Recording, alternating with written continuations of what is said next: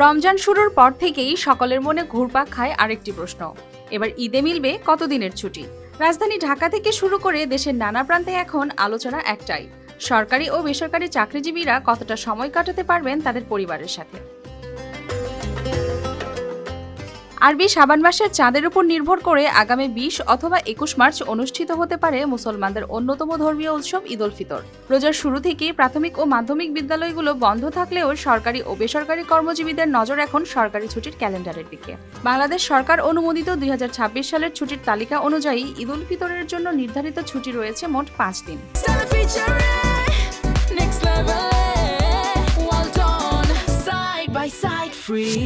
কিন্তু এখানেই আলোচনা শেষ নয়, কারণ সম্ভাব্য ঈদের ছুটির একদিন আগে রয়েছে শবে কদর ও ঈদের 2 দিন পর 26শে মার্চ স্বাধীনতা দিবস। ফলে এই ছুটিগুলো মিলিয়ে নির্বাহী আদেশে ছুটি বাড়বে কিনা সে অপেক্ষায় রয়েছে এখন সবাই। চাঁদ দেখার সাথে যেমন নির্ধারিত হবে ঈদের দিন, তেমনি সরকারি প্রজ্ঞাপনই চূড়ান্ত করবে ছুটির দৈর্ঘ্য। এখন শুধু অপেক্ষা চাঁদ দেখার ও সরকারি ঘোষণার। শাবনাজ শারমিন, RTV।